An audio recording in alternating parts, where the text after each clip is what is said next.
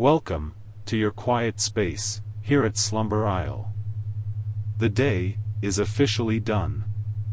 Everything you needed to do is finished. There is nothing left to solve and nothing left to manage. Now, there is only this. Tonight, we are going to drift back to the ancient landscapes of the East. We will explore these old ideas, but we will do it softly, staying in the spaces between wakefulness and sleep. So go ahead and close your eyes. The story of Eastern philosophy begins not with abstract thoughts, but with the physical presence of the earth itself, and the silt carried by great rivers. It begins in the floodplains, where the geography dictated the rhythm of life, and where the first attempts to understand the cosmos were rooted in the soil, the water, and the sky. We turn our attention first to the Indus Valley, a vast expanse of fertile land stretching across what is now the northwest of the Indian subcontinent. It is here, around the year 3000 BC, that a civilization of remarkable precision emerged. The cities of Harappa and Mohenjo-daro were not merely settlements, but feats of structural order. They were built with baked mud bricks, and these bricks were created with a uniform ratio of 1 to 2 to 4. This standardization suggests a society deeply concerned with measurement, with order, and with the predictability of the material world. The streets were laid out in perfect grid patterns, Orion. Ted to the cardinal directions, capturing the movement of the sun from east to west. In the silence of these ruins, we find the earliest seeds of a desire to impose structure upon the chaos of nature. There were great baths, constructed with layers of bitumen to hold the water, suggesting that ritual purity and the cleansing power of water were already central to the human experience in this region. The water flowed through complex drainage systems, moving unseen beneath the streets, a testament to a collective focus on hygiene and the management of natural forces.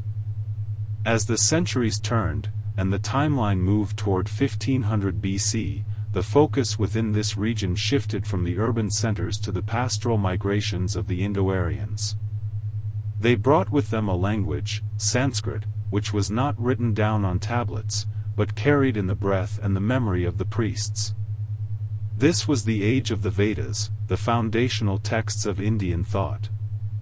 The oldest of these, the Rig-Veda, is a collection of over 1,000 hymns, dedicated to the elemental powers of the universe. The philosophy here was not yet one of introspection, but of connection with the external world through precise ritual. The central practice was the yajna, or the fire sacrifice. We can visualize the construction of the fire altar, built from bricks measured by the length of a man's arm. The geometry of the altar was critical, for it was believed to correspond to the geometry of the universe. The fire, known as Agni, was the messenger, the medium that transformed material offerings into smoke, which then rose to the heavens to sustain the order of the cosmos. The offerings were concrete and tangible substances. Clarified butter, known as ghee, was poured into the flames. Milk, grain, and the juice of the soma plant were offered with deliberate slowness. The belief was grounded in the concept of RTA, the fundamental order that regulates the stars, the seasons, and the moral conduct of humanity. If the ritual was performed correctly, with the correct pronunciation of the mantras, and the correct placement of the kindling, then the sun would rise, the rains would fall, and the cycle of life would continue without interruption. It was a mechanical, yet deeply spiritual, view of existence, where human action was the gear that kept the great wheel of the universe turning. There was no separation between the divine and the mundane, for the gods were the wind, the dawn, the water, and the fire itself. The god Indra wielded the thunderbolt, releasing the waters to flow to the sea, mirroring the physical reality of the monsoons that sustained the agriculture of the plains. Simultaneously, thousands of miles to the east, another great cradle of thought was taking shape along the banks of the Yellow River. The geography here was defined by the loess, a fine, wind-blown soil that gave the river its distinctive color and created a landscape of soft, fertile earth. Here, the Neolithic cultures gave way to the Shang dynasty, which rose to prominence around 1600 BC. Just as the Vedic people looked to the fire, the people of the Shang looked to the ancestors and the earth. The philosophy of this era is preserved not on paper, but on bone and shell. This was the practice of scapulomancy, the reading of oracle bones. We can visualize the slow, deliberate process of the diviner. The shoulder blade of an ox, or the plastron of a turtle, was cleaned and polished until it was smooth and receptive. Small hollows were drilled into the back of the bone, in a precise arrangement. When a question was posed to the spirits, a heated metal rod was applied to these hollows. The heat caused the bone to expand and crack, producing a series of fine lines on the polished surface. These cracks were interpreted as the voices of the ancestors, offering guidance on the harvest, the weather, and the fortunes of the state. The questions and the answers were then inscribed directly onto the bone, creating the earliest known form of Chinese writing. These characters, primitive yet elegant pictographs, represented the objects of the world. A symbol for the sun, a symbol for the moon, a symbol for a tree. The writing itself was a bridge between the human realm and the divine realm of the ancestors. The Shang rulers believed in a high power known as Di, or Shangdi, a supreme deity who presided over the lesser nature spirits and the spirits of the royal ancestors. The relationship was hierarchical and bureaucratic. The king, acting as the sole intermediary, would perform sacrifices to appease these powers, ensuring the stability of the state. The rituals of the Shang were centered around bronze. The artisans of this period developed sophisticated methods of piece mold casting to create heavy, intricate vessels. These vessels, known as ding, were cauldrons with 3 or 4 legs, designed to hold food and wine offered to the spirits. The surface of the bronze was covered in the Taotai motif, a stylized animal mask with prominent eyes, which seemed to stare out from the metal, guarding the connection between the living and the dead. The weight of the bronze, the heat of the casting process, and the permanence of the metal stood in contrast to the fleeting nature of human life. These vessels were buried in vast tombs, arranged in orderly rows, reflecting a belief in the continued existence of the soul after death, and the need for unending respect toward those who came before. Between these two river systems, the Indus and the Yellow River, the foundations of Eastern philosophy were laid in the bedrock of survival and observation. In India, the focus was on the spoken word, the vibration of the mantra, and the transformation of matter through fire. It was a culture of sound and temporal rhythm. In China, the focus was on the written sign, the cracked bone, and the containment of offerings in bronze. It was a culture of visual patterns and spatial orientation.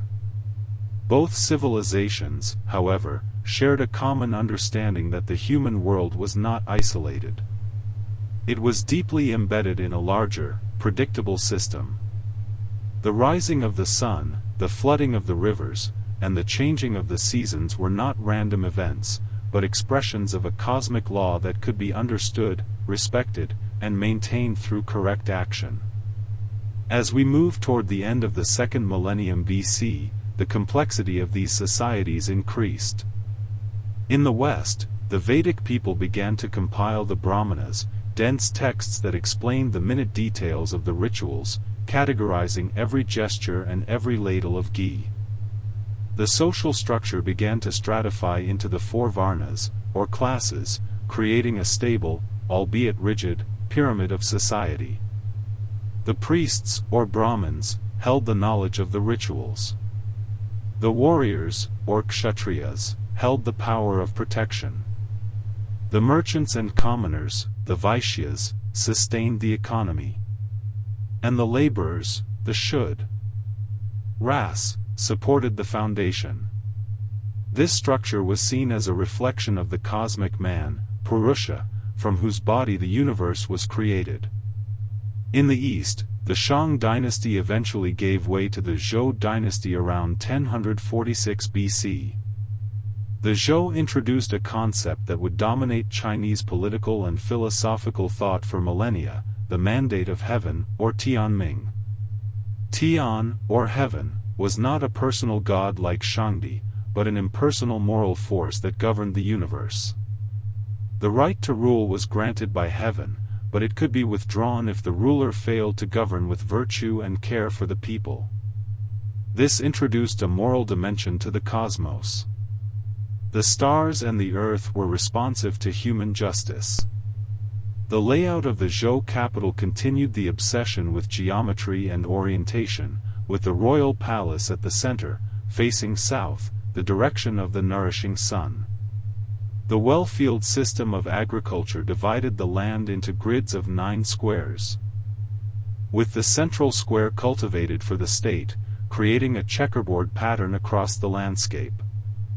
These early centuries, defined by the heavy smoke of the fire altars and the crackling of turtle shells, established the grammar of Eastern thought. They grounded the human experience in the concrete realities of the physical world. The brick, the grain, the bone, and the bronze were the vocabulary of the first philosophers. They looked outward, observing the patterns of nature, and sought to align their cities, their rituals, and their lives with the silent, majestic rhythm of the earth and the sky. This was the era of roots, deep entangled in the fertile soil, preparing the ground for the great flowering of ideas that was to come in the axial age. The sun sets on the ancient cities, casting long shadows over the grid of streets, and the smoke from the evening fires rises slowly, straight up into the cooling air. As the smoke from the ancient rituals dissipates into the atmosphere, the timeline advances to the 6th century BC, entering an era of profound intellectual transformation known as the Axial Age. The focus of human inquiry began to shift from the external manipulation of nature to the internal structuring of society and the self. In the dense forests of northern India, a new class of thinkers moved away from the busy towns and the public fire altars. These were the renunciants, the sages who sought solitude under the canopy of the trees. They composed the principal Upanishads, texts that did not discard the Vedas but reinterpreted them. The fire of the sacrifice was no longer a physical flame fed by ghee, but an internal heat generated by discipline and breath control. The texts, such as the Brihadaranyaka and the Chandogya, introduced the concept of Atman, the self, and its relationship to Brahman, the vast, unchanging reality of the universe. The conversation shifted from how to please the gods to who is observing the gods. This was a time of sit. Ing down near the teacher, the literal meaning of the word Upanishad, to receive knowledge that was secret, direct, and experiential. While the Indian sages looked inward to the landscape of the soul, the thinkers of China looked outward to the fracturing landscape of the state. The stability of the Zhou dynasty slowly eroded, giving way to the spring and autumn period, which eventually descended into the era of warring states around 475 BC. The central authority disintegrated into smaller, competing fiefdoms, creating a chaotic environment that demanded a solution. It was in this crucible of political fragmentation that the 100 schools of thought emerged, each offering a concrete prescription for restoring order and harmony to the world beneath heaven.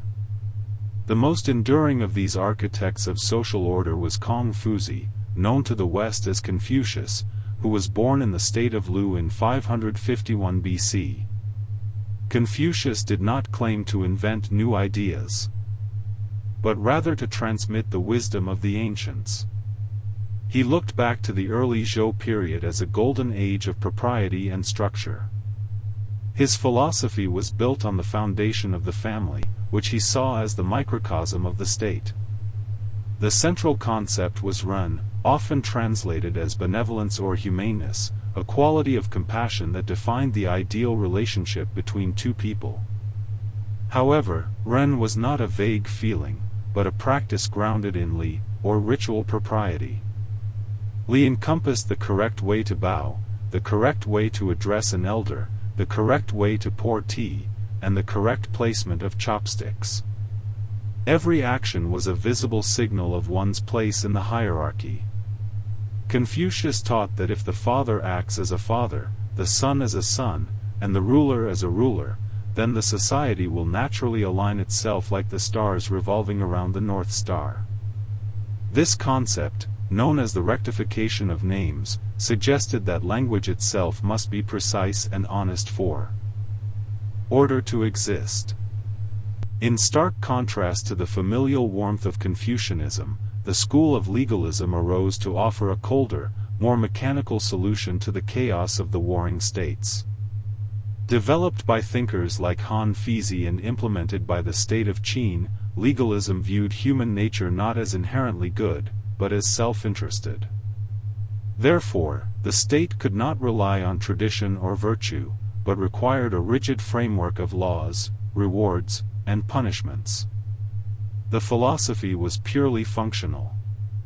The two pillars of the state were agriculture and war.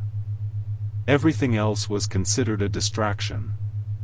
The legalists standardized weights, measures, and the width of wagon axles to ensure that commerce and transport flowed without friction across the realm. They organized households into groups of 5 or 10, creating a system of mutual responsibility where each member was accountable for the actions of the others. This grid of surveillance and regulation was designed to create a strong, unified state capable of ending the centuries of warfare. The culmination of this period arrived in 221 BC, when the state of Qin conquered its rivals and unified China under the first emperor. The legalist vision had triumphed in the political sphere, establishing a centralized bureaucracy that would define the Chinese imperial system for 2 millennia. The walls connecting the northern fortifications were linked to form the beginnings of the Great Wall, a physical manifestation of the desire to define boundaries and protect the internal order from the external unknown. Yet, beneath the rigid structures of the court and the strict codes of law, other currents continued to flow. The teachings of Confucius were preserved by scholars who memorized the Analects, keeping the vision of a virtuous, ritualized society alive. Simultaneously, a more elusive figure, said to be an archivist in the Zhou library, began to formulate a philosophy that rejected both the rigid laws of the egalists and the complex social rituals of the Confucians. This was Laozi, the old master. Legend tells that as he departed the decaying civilization riding on a water buffalo, he was stopped at the western gate and asked to write down his wisdom. The resulting text, the Tao Te Ching, offered a profound counterpoint to the striving and the structuring of the age. It spoke of the Tao, the way, a force that existed before the heavens and the earth. While the Confucians sought to carve and polish the human character like a piece of jade, the early Taoists sought to return to the state of the uncarved block, the Pu.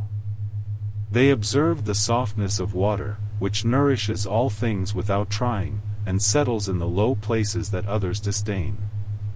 This philosophy did not seek to build strong walls or rigid hierarchies, but to understand the natural flow of energy and to move with it, rather than against it. In India, the intellectual landscape continued to diversify as well. The rigid stratification of the Vedic period began to soften at the edges as wandering ascetics, known as Shramanas, challenged the authority of the Brahmins. They walked the dusty roads between the growing cities of the Ganges plain, debating the nature of suffering, karma, and liberation. Among these groups were the materialists, who denied the existence of the soul, and the Jains, who practiced extreme nonviolence, sweeping the ground before them to avoid harming even the smallest insect. The air was thick with questions and the precise, logical dissection of reality. It was a time of immense mental activity, where the human mind sought to categorize every state of consciousness and every element of matter. The 6th century BC was thus a period where humanity built great intellectual edifices. On one side, the intricate social lattices of China, holding families and states together through duty and law. On the other side, the soaring metaphysical architectures of India, mapping the unseen terret. Ares of the self and the cosmos. These systems provided a sense of solidity in a changing world. They offered rules, paths, and definitions. They grounded the individual in a lineage of ancestors or a lineage of teachers. As the sun set on the warring states and the smoke of the battlefields cleared, the foundations were set. The diverse schools of thought had established their curriculums, their texts, and their methods. The stage was prepared for the emergence of a middle way, a path that would navigate between the extremes of indulgence and asceticism, and which would eventually travel the trade routes to bind these two great spheres of civilization together. The heavy, earthen concerns of the early philosophical era began to lighten, preparing to drift toward a more fluid understanding of existence. In the foothills of the Himalayas, where the air becomes thin and the light carries a distinct clarity, the next phase of this intellectual unfolding began to take shape. It was here, around the 5th century BC, that a young nobleman named Siddhartha Gautama stepped away from the rigid enclosures of his palace life. He left behind the high walls and the manicured gardens to walk the dusty, open roads of the Gangetic Plain. His journey was a physical movement from the center of luxury to the extremes of asceticism, a deliberate testing of the human vessel. He practiced the severe disciplines of the forest dwellers, reducing his intake of food until he could feel the spine through the skin of his stomach, and holding his breath until the body trembled. Yet, in this harsh reduction of the physical form, he found that the clarity he sought remained elusive. The architecture of the self could not be built upon a foundation of deprivation any more than it could be built upon a foundation of indulgence. He eventually found a seat beneath the broad canopy of a peepal tree in Bodh Gaya, resolving to remain in that single posture until the nature of existence became clear. He sat with a stillness that mirrored the roots beneath him, anchoring his attention on the rhythm of the breath and the rising and falling of sensations. It was in this static, unwavering position that the structure of the middle way revealed itself. This was not a divine revelation from above, but a systematic analysis of the human condition, logical and precise. He observed that life is characterized by dukkha, a sense of dissatisfaction or friction, like a wheel that does not turn smoothly on its axle. He observed that this friction has a specific cause, which is tanha, the thirst or craving for things to be other than they are. He observed that because there is a cause, there can be a cessation, a cooling of the heat. Finally, he formulated the method to achieve this cooling, a structural blueprint known as the Eightfold Path. The path was laid out not as a mystical mystery, but as a practical methodology, a set of coordinates for navigating the landscape of the mind. It began right view and right intention, the intellectual alignment of the compass. It proceeded to right speech, right action, and right livelihood, the ethical grounding of daily conduct. It culminated in right effort, right mindfulness, and right concentration, the mental disciplines that stabilized the awareness. This was a system of training, a gradual cultivation of qualities that required patience and repetition. The teaching was often compared to a raft, a constructed vehicle designed solely to cross the river of suffering. Once the crossing was complete, the raft could be left behind, for the destination was not a place, but a state of release known as nirvana, the blowing out of the flame. For 2 centuries, These teachings were carried primarily in the memory of the monastic community, recited in rhythmic chants to ensure their preservation. Then, around 268 BC, the Mauryan Empire rose to dominate the majority of the Indian subcontinent. At its helm was Emperor Ashoka, a ruler who initially expanded his territory through the traditional methods of warfare and conquest. However, after witnessing the aftermath of the Kalinga War, where the fields were strewn with the fallen, a profound shift occurred in the emperor's orientation. He turned away from the sound of the war drum and toward the silence of the Dharma. Ashoka became the great architect of the faith, transforming the local teachings of the Buddha into a transcontinental philosophy. Ashoka embarked on a massive project of physical construction to embed these ethical principles into the landscape itself. He erected great pillars of polished sandstone, monolinear shafts that rose 30 to 40 feet into the air. These pillars were quarried from a single site, transported over hundreds of miles, and erected in the centers of cities and along the major trade routes. On the smooth surfaces of these stones, he inscribed his edicts. The inscriptions were not esoteric scriptures, but practical instructions for a moral society. They spoke of respect for elders, kindness to animals, the proper treatment of servants, and the importance of truth.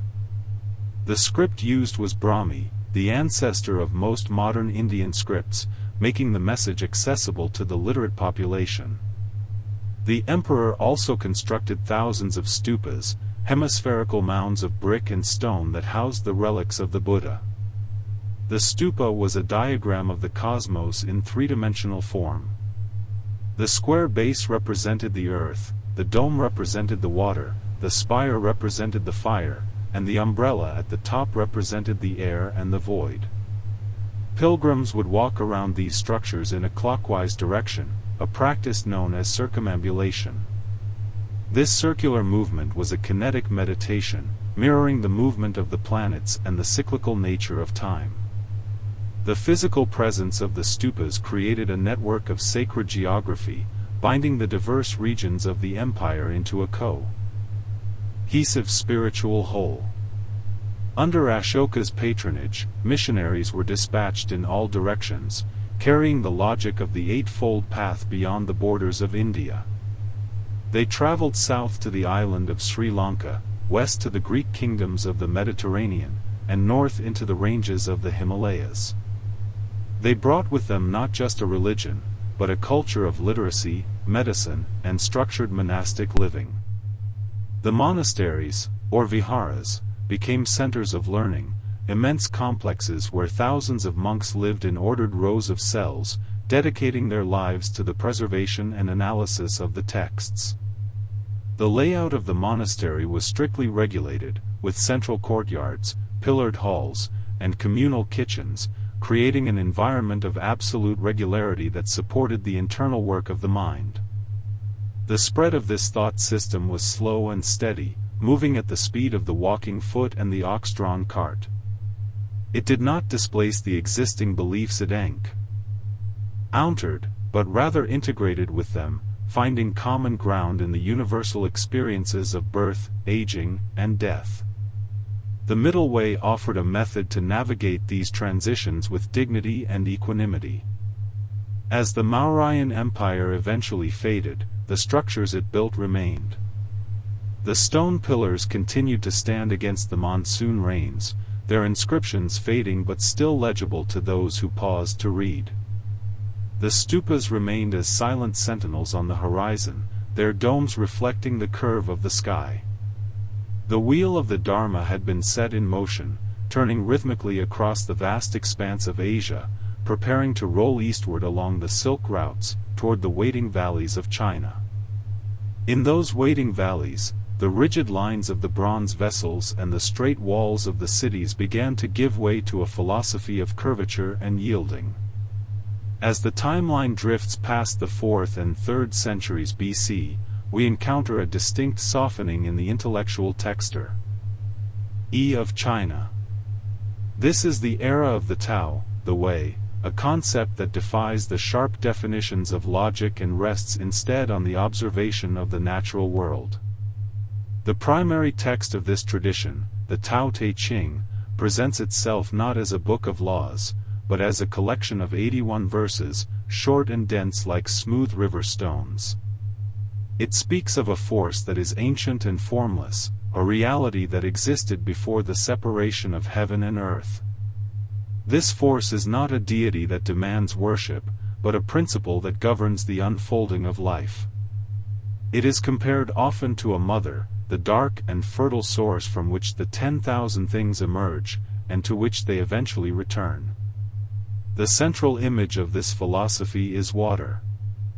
The sages observe that water is the softest of all things, yet in its persistence, it can wear away the hardest rock. It does not compete for the high ground, it flows naturally to the lowest places, the places that others disdain. By settling in the depths, it nourishes the roots of all life without seeking recognition. This observation led to the development of the concept of Wu Wei, often translated as non-action or effortless action. This is not the cessation of movement, but the cessation of striving. It is the action of the swimmer who moves with the current rather than fighting against it. It is the growth of the tree that follows the path of the sunlight, bending around obstacles rather than breaking against them. The practitioner of the Tao seeks to align their own will with this greater flow, moving with the inevitability of the seasons.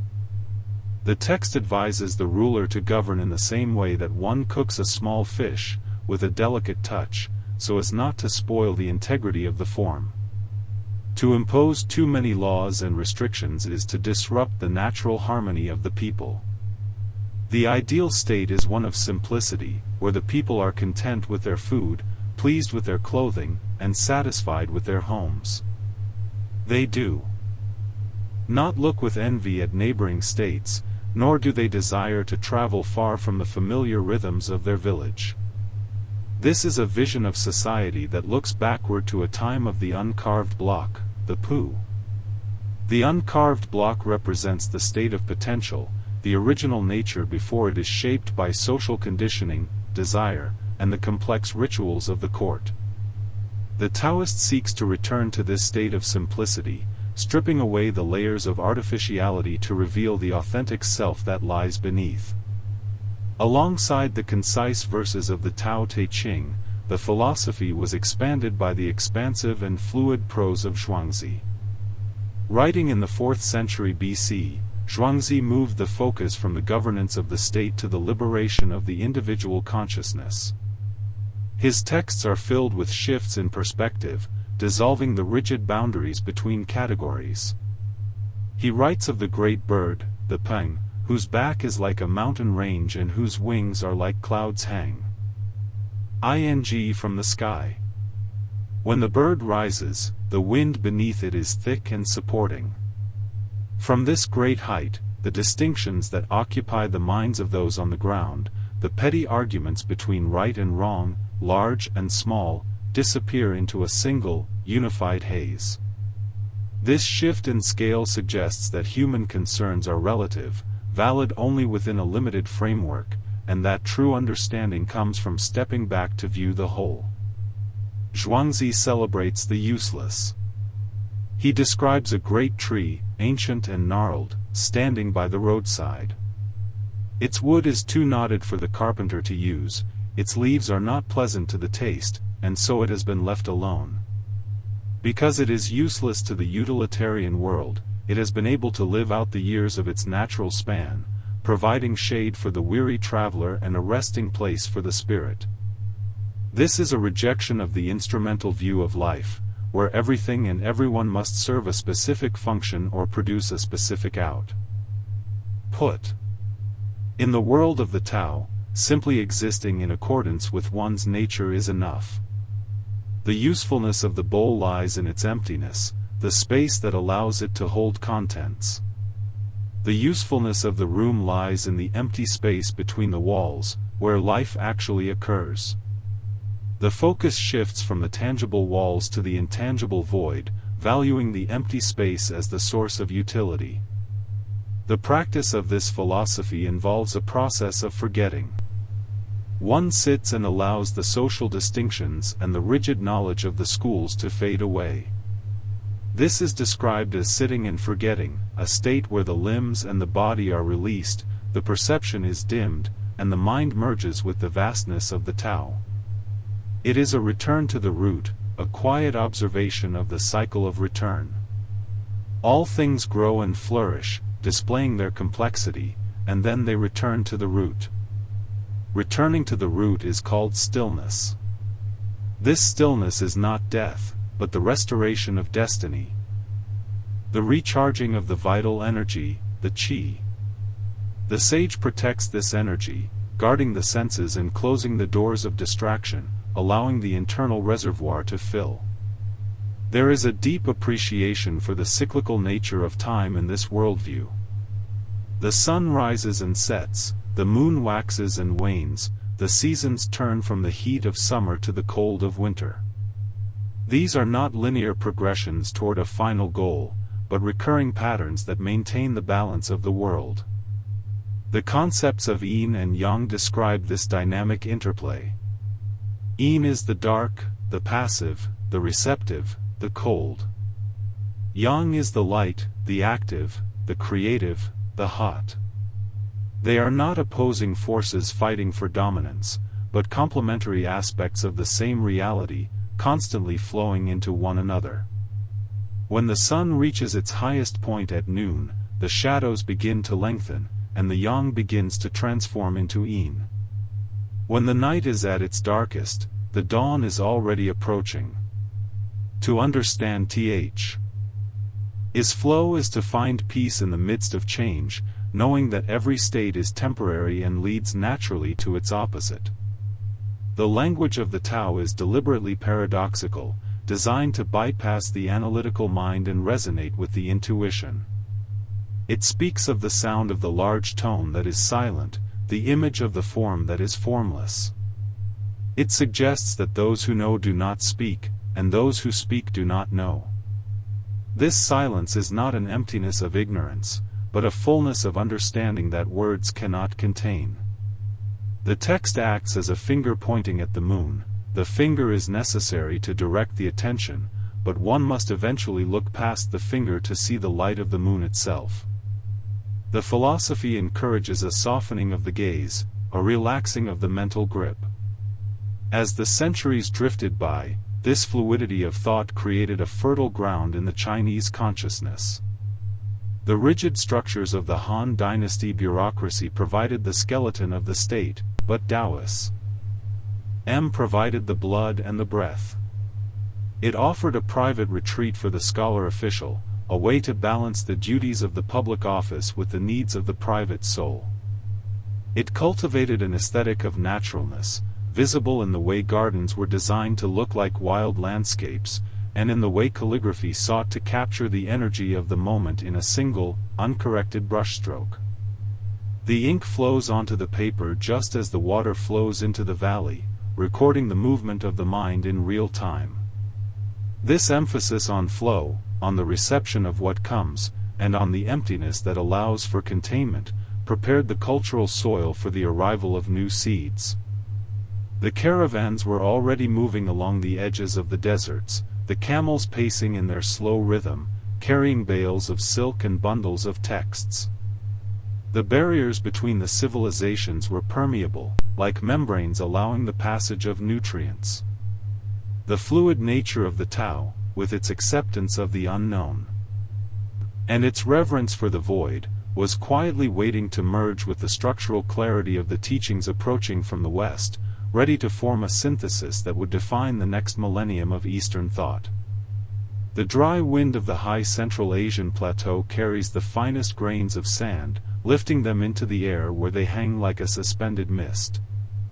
This is the atmosphere of the Silk Roads, a vast network of arteries that did not merely connect markets, but connected minds. It was along these difficult, winding tracks that the philosophy of the Middle Way traveled from the heat of the Indian subcontinent to the cool valleys of China. The journey was measured not in days, but in seasons. The caravans moved with a hypnotic slowness, the padded feet of the camels absorbing the impact of the stone and the sand. They skirted the edges of the Taklamakan, a name that implies once you enter, you might not return. Yet, the monks and the merchants walked on, carrying bales of raw LK and bundles of palm leaf manuscripts wrapped in protective cloth. These manuscripts contained the complex psychological maps of Buddhism, the lists of mental states, and the logic of liberation. As they arrived in the oasis towns like Dunhuang, situated at the gateway of China, the great work of translation began. This was a labor of immense patience. The scholars sat in the cool, dimly lit caves, surrounded by walls painted with thousand upon thousand images of the Buddha. They faced a profound challenge, which was to pour the ocean of Indian Sanskrit into the vessel of Chinese characters. The precise, polysyllabic terms of the Indian logicians had to be matched with the concrete, monosyllabic ideograms of the Chinese poets. In this process, the meaning shifted and settled. The Sanskrit concept of shunyata, or emptiness, found a resonance with the Taoist concept of wu, the fertile void. The Indian Dharma, the cosmic law, was often translated as the Tao, the way. Through this slow linguistic filtration, the foreign philosophy began to feel familiar to the Chinese mind. It lost some of its abstract edge and gained a more earthly, naturalistic texture. The most pivotal moment in this transmission is often marked by the arrival of the monk Bodhidharma, around the year 527 AD. He is depicted in the ink-wash paintings as a bearded figure with wide, piercing eyes, the blue-eyed barbarian who came from the West. He did not bring more scriptures or elaborate statues. He brought a radical simplicity. When he arrived, he traveled to the Shaolin Temple in the Hunan province. Finding the monks there too weak for the rigorous meditation he prescribed, he retreated to a cave in the mountains above the monastery. There, the narrative slows to a complete stop. Bodhidharma sat facing a wall of cold stone for 9 years. This period of wall-gazing, or biguan, is the foundational image of the Chan school. He did not speak, he did not read, and he did not write. He simply sat, allowing the sediment of the mind to settle completely. This was the direct practice of dhyana, the Sanskrit word for meditation, which was transliterated into Chinese as Chan. In this stillness, the Indian emphasis on the structure of consciousness merged with the Taoist emphasis on returning to the root. The practice was no longer about climbing a ladder of spiritual stages, but about a sudden, intuitive recognition of one's own nature. It was a shift from the gradual accumulation of merit to the immediate realization of truth. The teaching that emerged from this cave was described as a special transmission outside the scriptures, not dependent on words and letters. It pointed directly to the human mind. This new form of Buddhism, Chan, was rugged and practical. It flourished not in the opulent courts of the capital, but in the mountain monasteries where the monks worked the land. The phrase, "a day without work is a day without food," became the rule. The physical labor of chopping wood and carrying water was elevated to the same status as sitting in meditation. The rhythmic motion of the hoe striking the earth, the sweeping of the courtyard, and the planting of the rice were all expressions of the awakened mind. There was no separation between the holy and the ordinary. As the centuries rolled forward into the Tang dynasty, this synthesis deepened. The Chan masters developed new methods to bypass the analytical intellect. They used the gongan, or koan, a statement or question that could not be solved by logic. Does a dog have Buddha nature? What is the sound of one hand clapping? These were not riddles to be answered, but heavy stones thrown into the pool of the mind to stop the ripples of discursive thought. The student would hold the question day and night, while walking, while eating, while sitting. The tension of holding the question would build until the conceptual mind exhausted itself and gave up, allowing a moment of pure, unmediated insight to break through. The aesthetic of this period began to reflect the philosophy. The art became sparse. A painting might consist of a vast area of empty white space, with only a few quick, dark brushstrokes in the corner to suggest a branch or a mountain peak. The void was as important as the form.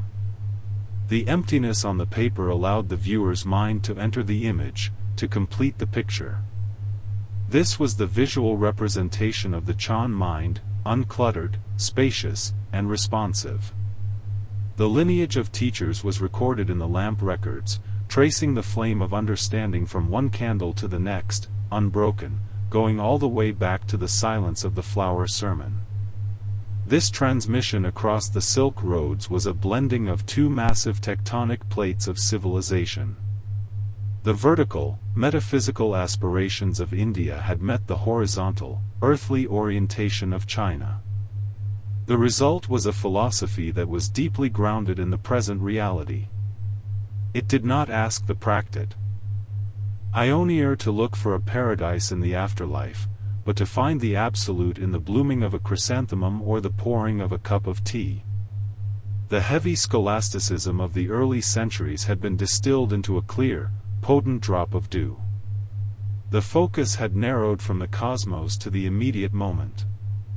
And now, this distilled essence was ready to travel again. It would move further east, crossing the sea to a chain of volcanic islands where the appreciation for nature and simplicity was already waiting to receive it. The water of the sea is dark and deep, and the ships wait in the harbor, their sails heavy with the anticipation of the next crossing. The ships made their crossing through the mist, arriving at the shores of the Japanese archipelago. Here, the philosophy of Chan found a new name and a new refinement. It became Zen.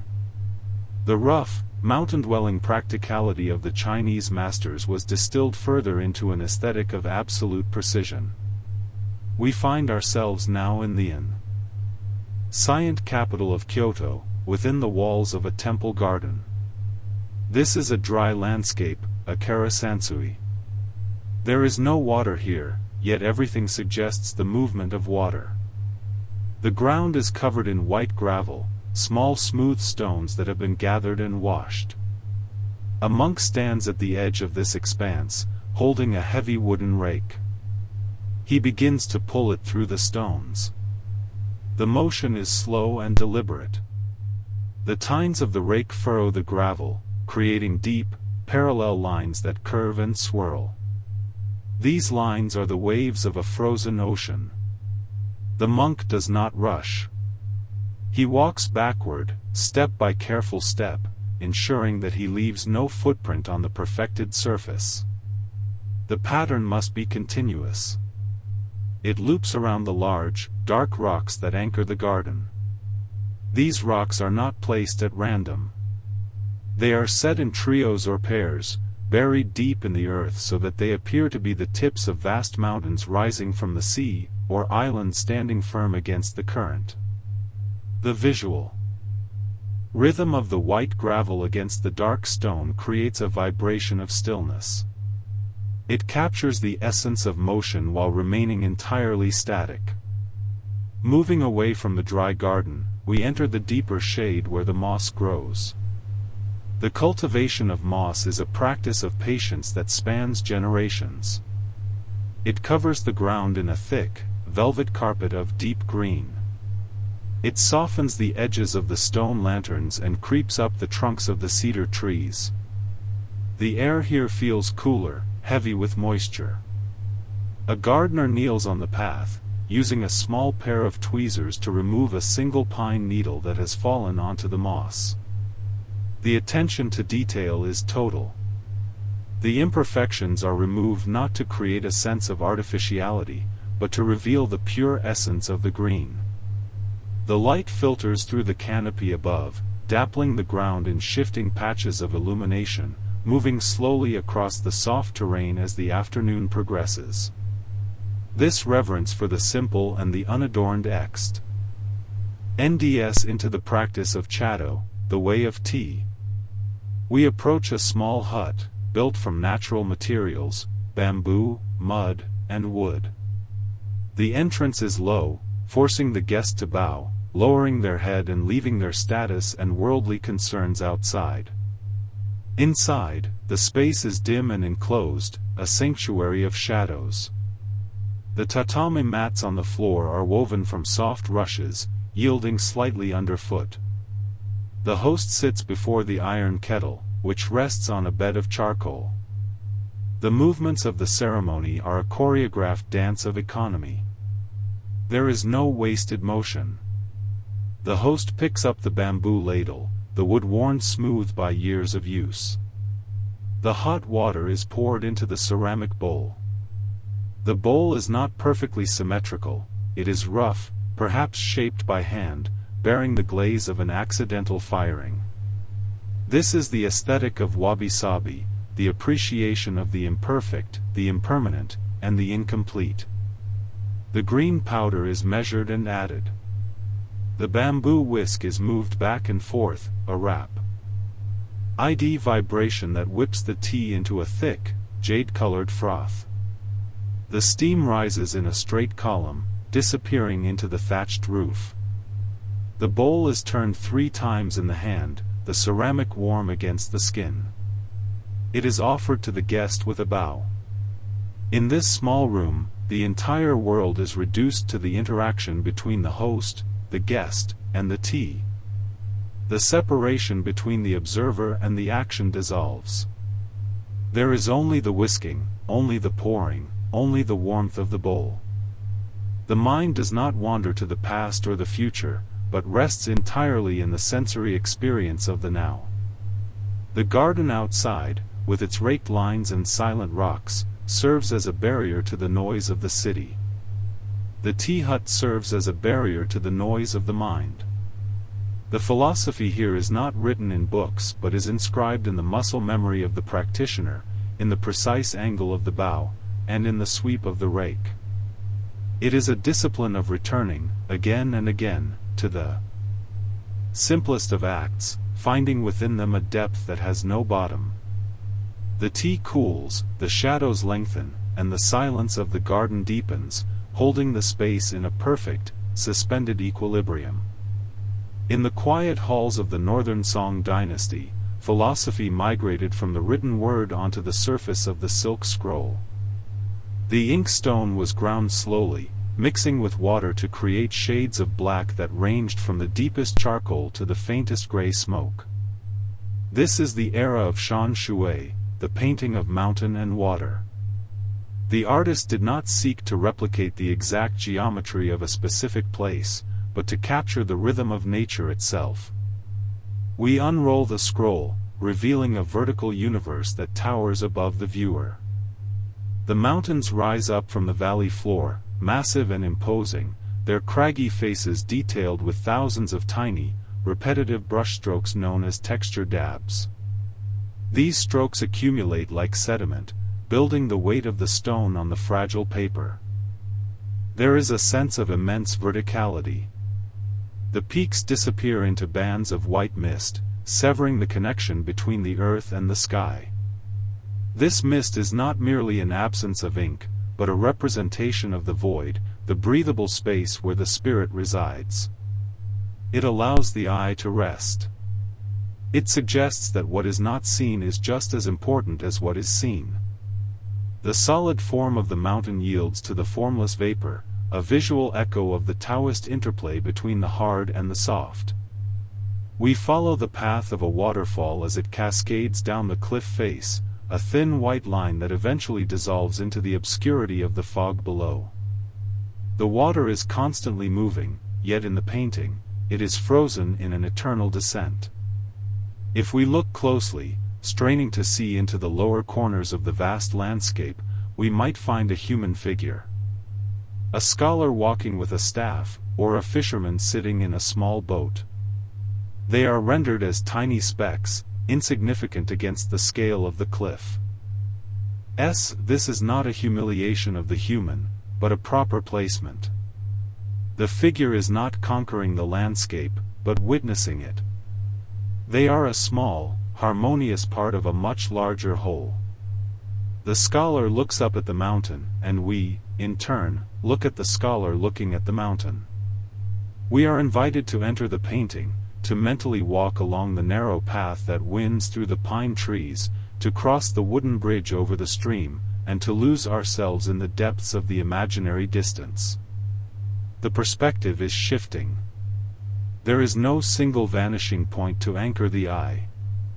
Instead, the perspective is mobile, floating.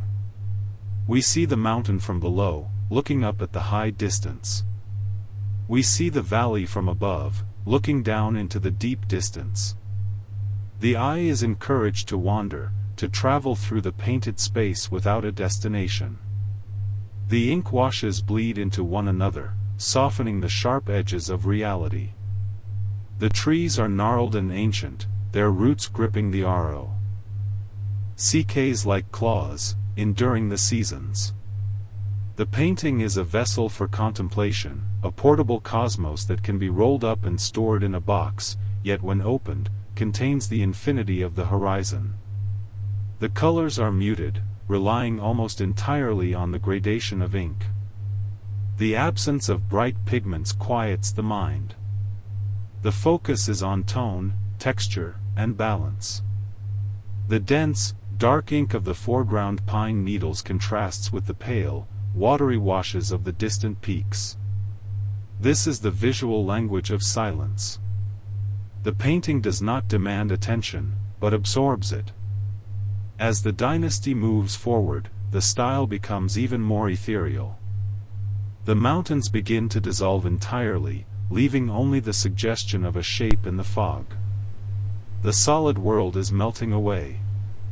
The boundary between the paper and the image blurs. We are left with a feeling of vastness, a spacious serenity where the mind can expand to fill the void, drifting like the mist through the silent valleys of the mind. The mist that the mountains eventually dissolves into the air itself, leaving no trace of where the vapor ends and the sky begins.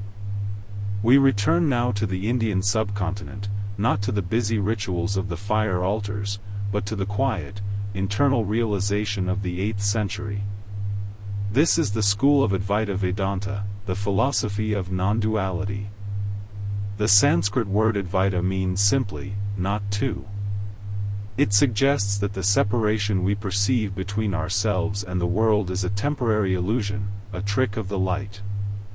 There is no longer a distance between the worshipper and the divine, or the subject and the object.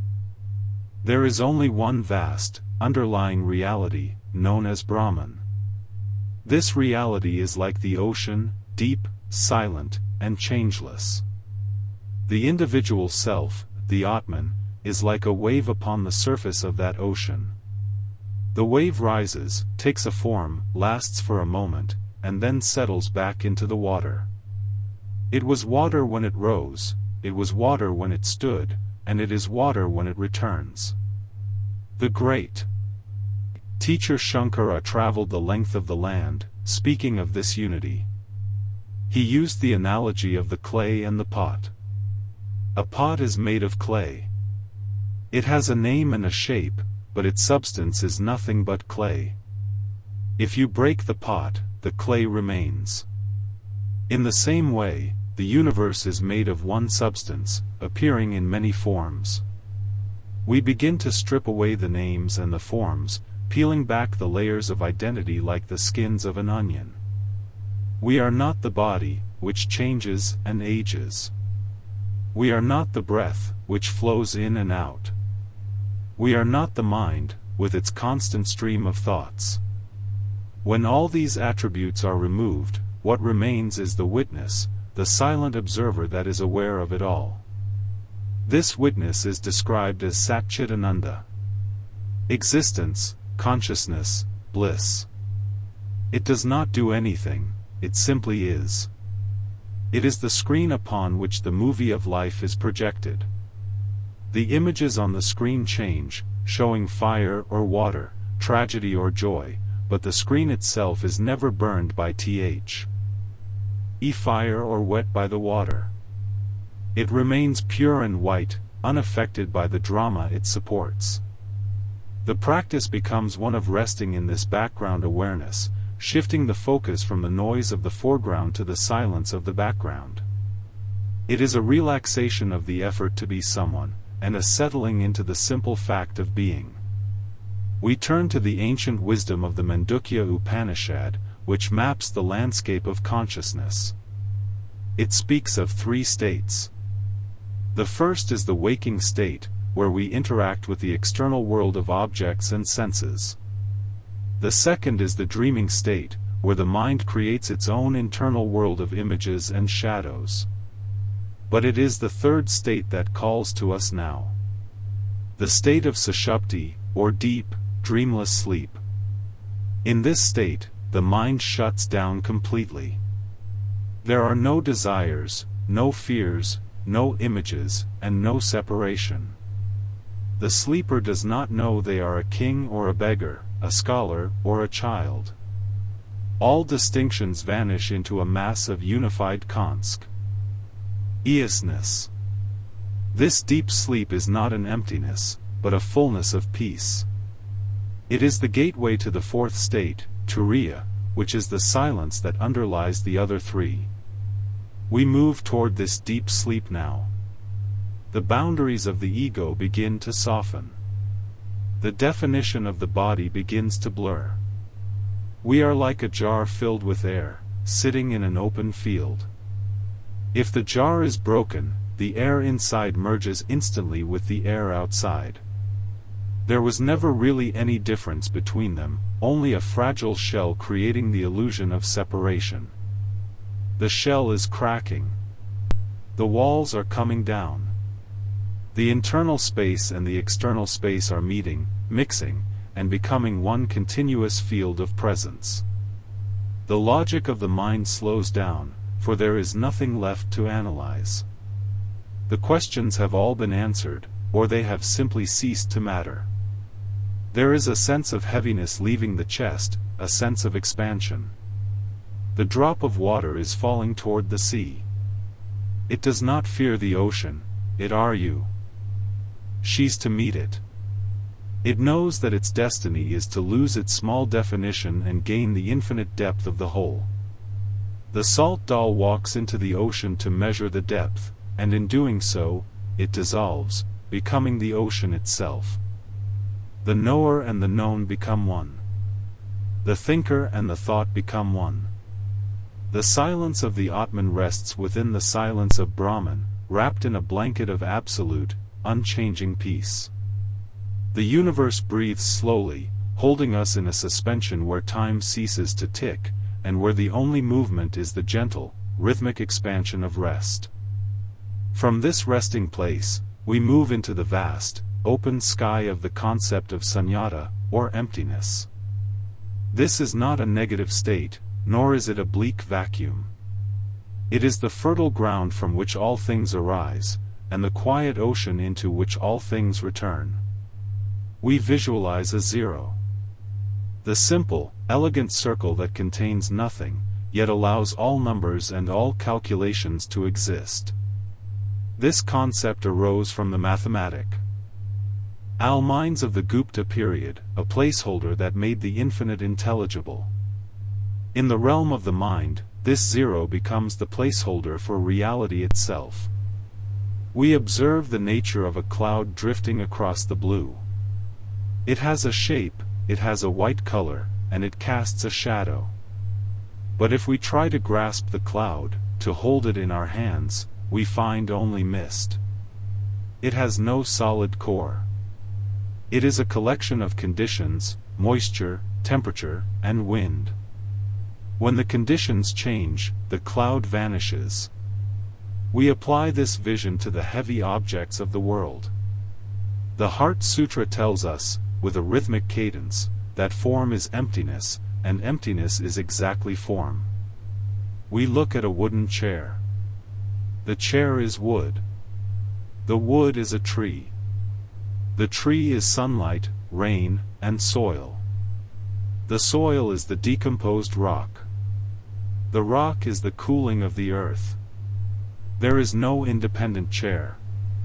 There is only the history of the universe momentarily arranged in the shape of a seat.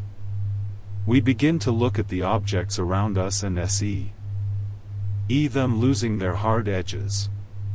The table dissolves into atoms. The walls dissolve into vibrations.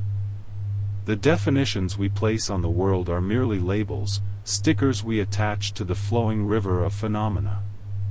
We peel the stickers off, one by one, with a slow, deliberate motion. The separation between the inside and the outside begins to fade. We visualize the great net of Indra, a cosmic web stretching infinitely in all directions through the void. At every single intersection of the silken threads, there is a glittering jewel. Each jewel has a perfectly polished surface.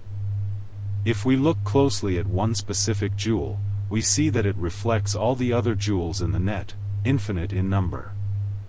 And in each of those reflected jewels, the reflection of the first jewel appears again. It is a hall of mirrors with no beginning and no end. In this reflection, there is no center and there is no edge. Everything contains everything else. The distinction between the small and the large disappears. The distinction between the near and the far dissolves. We are drifting in a suspension of pure relativity. There is no solid ground to stand on, and therefore, there is no place to fall. We are floating in a space where gravity has released its hold. The heavy concepts of success and failure, past and future, float away like dust motes in a sunbeam. They are small. They are weightless. They drift out of the frame of our attention. We practice the logic of negation to clear the remaining furniture of the mind. Not this. Not that. We are not the name we are called. We are not the job we perform. We are not the history we remember. Each attribute is a layer of clothing, and we are gently unbuttoning them, letting them slide off the shoulders to the floor. The text speaks of no eye, no ear, no nose, no tongue, no body, no mind. We visualize the inputs turning off, one by one, like lights being extinguished in a large house at night. The visual cortex dims. The auditory channels quiet. The sensation of the skin settles into a neutral hum. The data stream slows down. It becomes a trickle, and then it stops. We are returning to the white paper before the ink was spilled.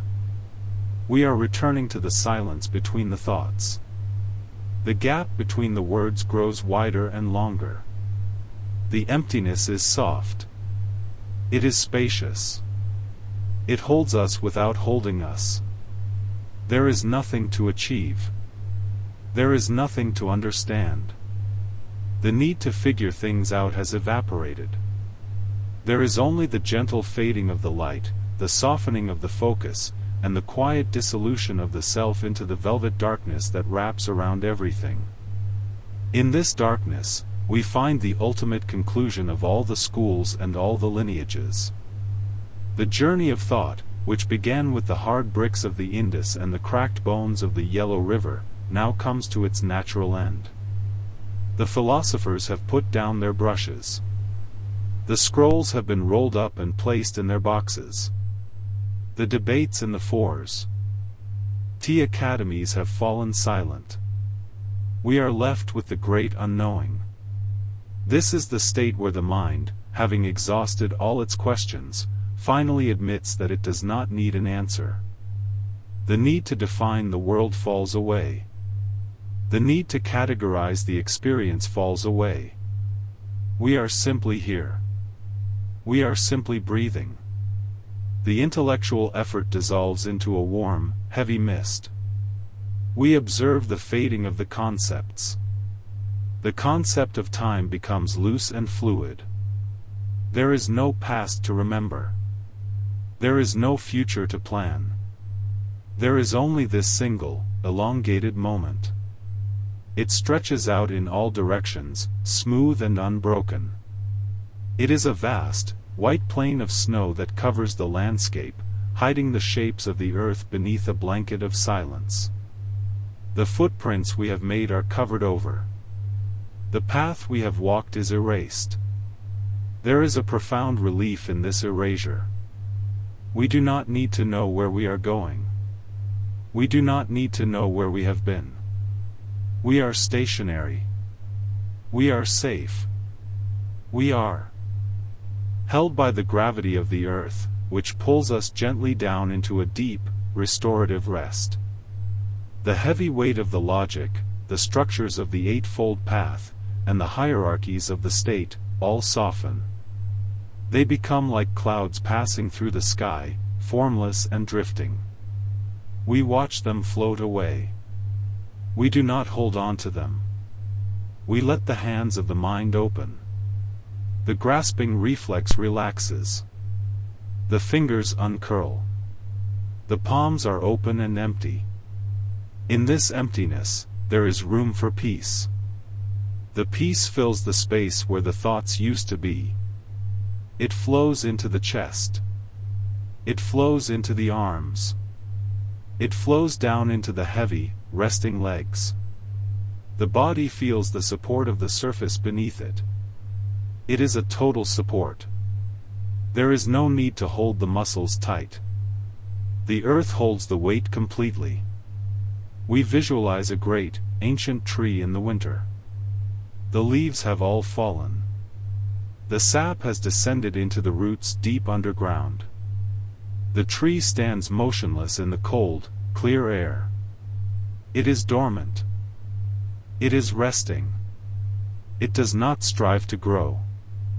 It does not strive to reach the sun. It waits with infinite patience. We are like that tree. The energy has gone down into the roots. The activity of the surface has stopped. We are resting in the dark, fertile soil of the subconscious. This is the time of recharging. This is the time of the uncarved block. The potential is there, but it is sleeping. The complexities of the personality are dormant.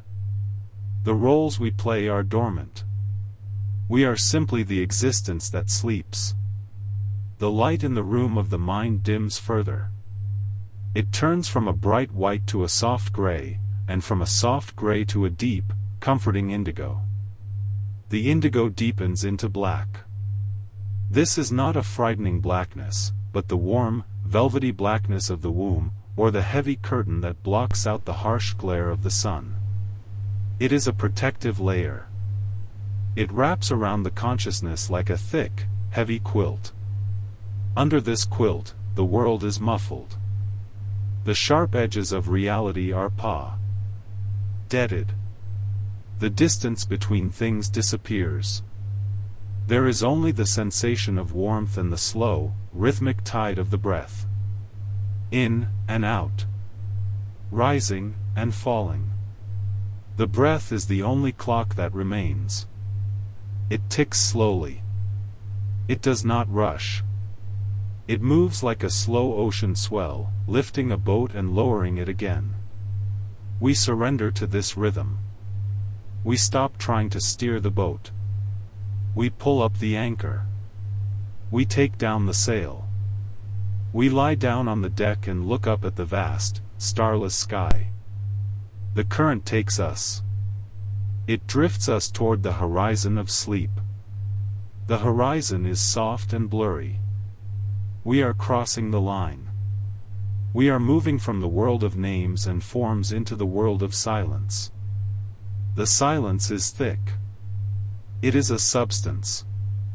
We can feel it pressing gently against the skin. It enters the ears. It quiets the internal dialogue.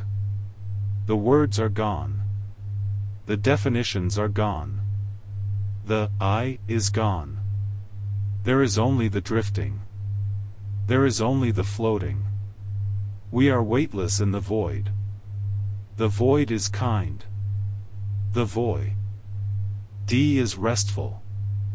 It asks nothing of us. It requires no effort. It is the natural state of things before they are born and after they pass. We return to the source. The river has reached the sea. The drop has vanished into the depth. The awareness remains, but it is dim, like a small ember glowing faintly in the ashes. The ember pulses slowly. Fading. Fading. The eyelids are too heavy to lift. The limbs are too heavy to move. The mind is too heavy to think. Everything is slow. Everything is still. The history of philosophy has ended. The arguments are over. The books are closed. The teachers are asleep. The students are asleep. The mountains are asleep.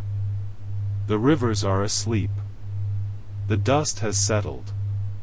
The air is still. We are part of this stillness. We are the stillness. There is nothing left to do. There is nowhere left to go. We are here. We are safe. We are resting. Deep. Down. Into the quiet. Into the dark. Into the sleep. The great unknowing holds us. The silence holds us. The peace holds us. And we drift. And we fade. And we sleep.